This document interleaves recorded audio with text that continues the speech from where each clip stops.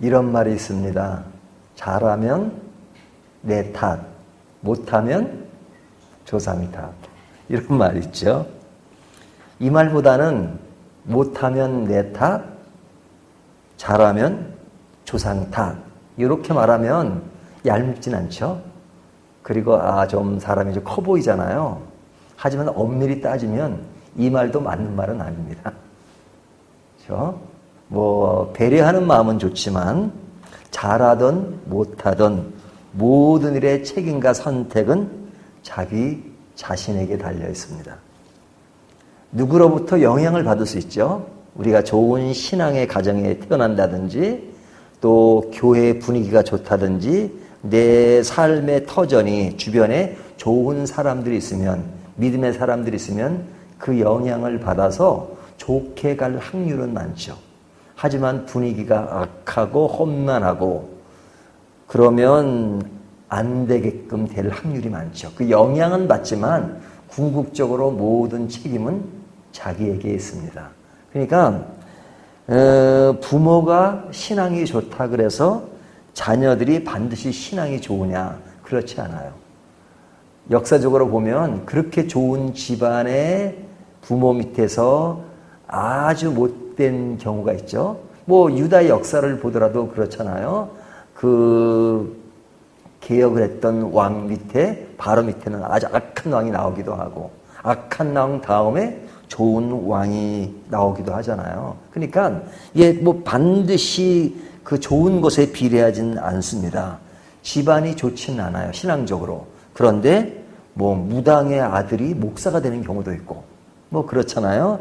그러니까 신앙이 좋고 나쁜 것이 반드시 이어진다, 이렇게 볼 수는 없습니다. 오늘 본문이 사실은 그 얘기를 하는 겁니다. 저희가 읽기는 18절 다 읽었지만 그러나 계속 그 내용이 반복되는 거예요. 5절부터 13절까지 내용은 뭐냐면 이 얘기입니다. 9절에 보면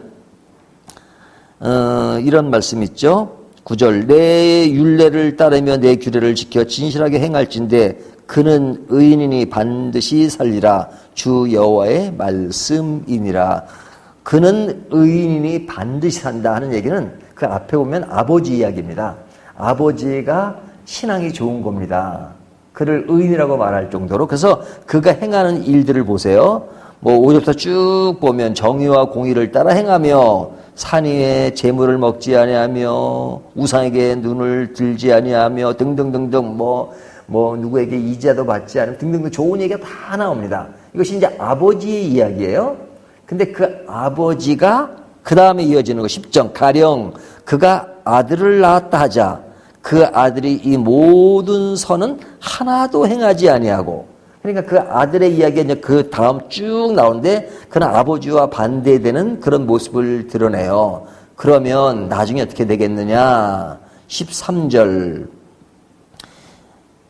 그가 살겠느냐? 결코 살지 못하리니 이 모든 가증한 일을 행하였은즉 반드시 죽으리라. 자기의 피가 자기에게 돌아가리라. 그러니까 아버지가 의인인데 아들은 아주 악해요. 그러면 아버지가 의인이기 때문에 자동적으로 아들도 의인이냐? 아니다. 반드시 죽으리라 그러잖아. 아버지는 살리라 이렇게 말씀하셨어요. 그러니까 아버지의 신앙이 자동적으로 아들에게 전수되지 않습니다. 영향은 받을 수 있지만 반드시는 아니라 이거죠. 완전히 이게 다르게 낸 양상이잖아요. 그리고 이제 14절부터 마지막 18절까지 내용은 반대의 이야기입니다. 반대의 이야기는 어떤 반대냐면 아버지와 아들이 바뀐 거예요. 자, 아들이 신앙이 좋은 거예요. 예를 들면 14절, 또 가령 그의 아들을 낳았다 하자 그 아들이 그 아버지 행한 모든 죄를 보고 두려워하여 그대로 행하지 아니하고, 아들이 아버지의 모습을 보면서 아버지는 너무 잘 못 가고 있는 겁니다. 악한 사람이에요. 근데 그 악한 것을 보고 아들이 나는 아버지처럼 살면 안 되겠다 해서 아들이 좋은 신앙의 길을 간 겁니다. 그러면 아버지가 악하다 그래서 아들도 악하냐? 아니다. 아들은 산다 이렇게 말씀하세요. 하지만 뒤에 가면 아버지는 악한 일을 하는 사람으로 죽는다 이렇게 말합니다. 오늘 이야기는 계속 그것이 두 번 반복되는 거예요. 아버지의 신앙이 아들에게 영향을 주는 것이 아니다. 영향이라기보다는 반드시 그런 것은 아니다. 두 번째, 아들이 좋다 그래서 아버지가 좋은 것이 아니다. 이렇게 말하는 겁니다. 이 이야기를 오늘 계속 반복해서 말씀하고 있어요. 그러니까 한마디로 이야기하면 신앙에는 대행이 없습니다. 대행해 줄 수가 없어요. 아버지가 신앙이 좋다서 아들, 딸 신앙을 대행해 줄 수 없습니다. 결국 하나님 앞에 가면 개인에게 달려 있어요. 예수 안 믿으면 아무리 부모가 잘 믿어서 자녀가 안 믿으면 끝입니다. 또 자녀가 잘 믿었어요. 근데 부모는 안 믿어. 그럼 끝입니다. 궁극적으로 모든 책임은 자기에게 달렸다 하는 이야기를 하는 겁니다. 근데 이제 이 이야기가 왜 나오냐면 앞에 보면 속담에 관한 이야기가 나옵니다. 1절, 또 여호와의 말씀이 내게 임하여 이르시되 너희가 이스라엘 땅에 관한 속담에 이르기를. 그 당시에 유행했던 속담이 있어요. 속담의 내용이 뭐냐면 2절입니다. 너희가 이스라엘 땅에 관한 속담에 이르기를 아버지가 신 포도를 먹었으므로 그의 아들에이가 시다고 함은 어찌 됨이냐. 자, 아버지가 뭘 먹었어요? 신 포도주를 먹었으니까 그 아들에게는 뭐가요? 이가 시다고 하면 어찌미냐 이죠. 그러니까 그렇지 않다는 것을 얘기하는 거죠. 속담에는 아버지가 신 포도주를 먹으면 아들의 이가 시다라는 속담이 있지만 어찌 그러느냐 이렇게 반대로 얘기하는 거잖아요. 그러면서 그 정도가 어느 정도까지냐면 이렇게 말합니다. 주 여호와의 말씀이니라. 3절, 내가 나의 삶을 두고 맹세하노니. 하나님의 말씀이에요. 너희가 이스라엘 가운데서 다시는 이 속담을 쓰지 못하게 되리라. 이 속담이 잘못됐으니까 그거 못 쓰게 하겠다 이렇게 말씀하시는 거예요. 잘못된 속담이다 이렇게 말씀하는 거죠. 그러니까 이 속담의 내용이 뭐예요? 지금 뒤에 읽은 그죠? 아버지의 신앙이 아들의 신앙이 될 수 없고 아들의 신앙이 아버지의 신앙이 될 수 없다는 이 속담, 이것은 잘못된 것이니까 없애겠다 이렇게까지 말씀하시는 거예요. 자, 그 당시 이스라엘 사람들은 지금 그 바벨론의 포로가 되는 그런 아주 힘든 상황에 놓여 있었죠.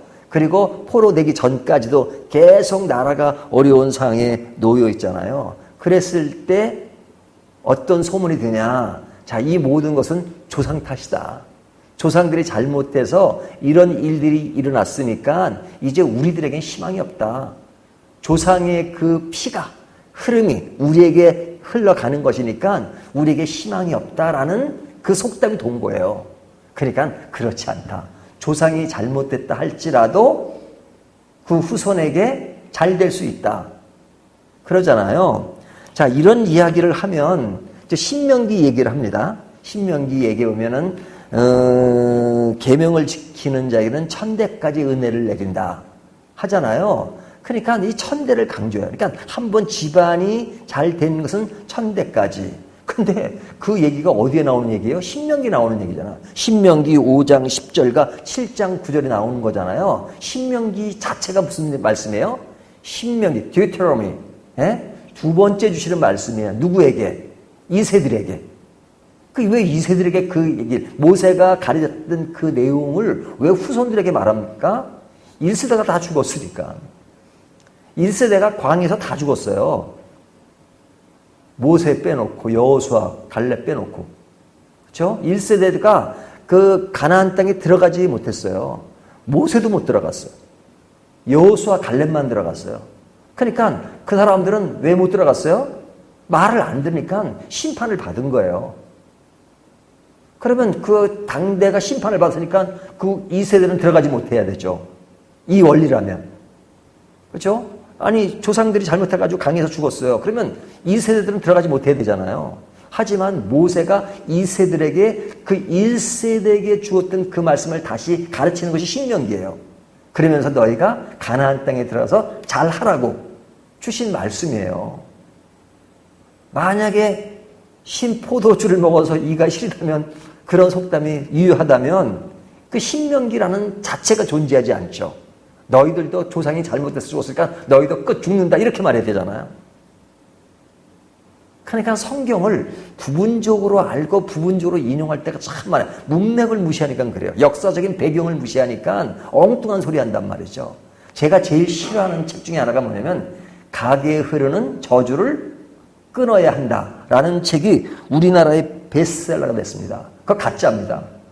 저는 그렇게 믿지 않습니다. 가게에 흐르는 저주는 없습니다.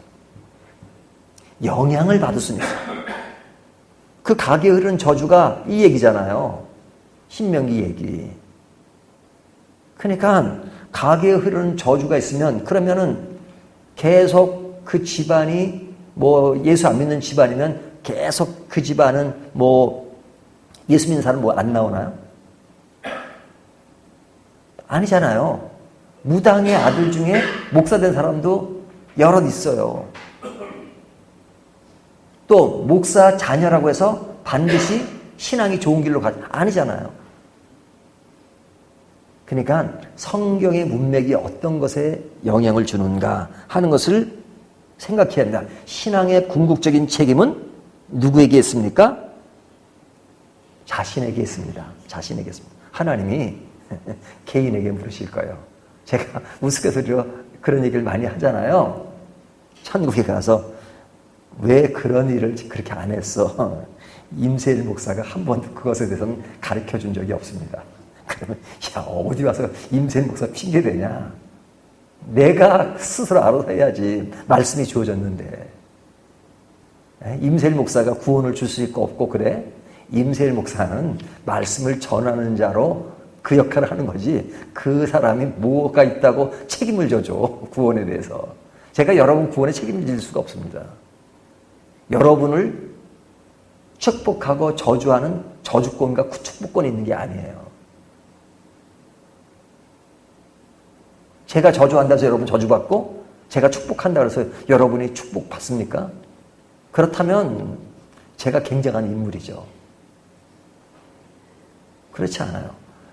그 축복을 전하고 축복이란 말 자체가 복을 전한다는 거예요. 에? 그러니까 하나님이 축복한다는 말이 있어요, 없어요, 성경에? 없어요. 하나님이 복을 주사 그러죠. 하나님은 복을 주시는 분이지 하나님이 복을 빌어주는 분이 아니에요. 왜? 하나님은 복의 근원이시니까. 하지만 목사는 축복, 그냥 복을 빌어줄 수 있어요. 하나님의 은총이 여러분에게 있기를 원한다. 이렇게 말할 수 있죠. 그렇게 말을 하는 거지. 제가 복을 직접 주는 건 아니잖아요. 저주를 주고. 에? 목사가 저주하면 여러분 다 저주하면 그러면 아주 그냥 아주 큰 힘을 발휘할 거예요. 하지만 모든 책임은 자신에게 있습니다. 가게에 흐르는 저주는 없습니다. 그것은 사실이 아닙니다. 흐르는 저주가 있다고 말하는 사람이 있으면 그거는 거짓입니다. 사실이 아닙니다. 그래서 오늘 제목에 가게에 흐르는 저주는 없다요. 자, 그것을 어디서 증명할 수 있냐? 오늘 본문이 얘기하잖아요. 오늘 본문이 그런 속담을 없앤다 하고 하나님이 말씀하세요. 잘못됐으니까. 자, 오늘 이 말씀 생각하면서 그렇다면 우리 개인의 신앙이 얼마나 중요하다는 생각을 하면 책임감도 더하죠. 아유, 뭐, 내 미션 스쿨 나오고, 우리 집안이 뭐, 목사가 있고, 뭐, 그거 소용없어요, 소용없어요.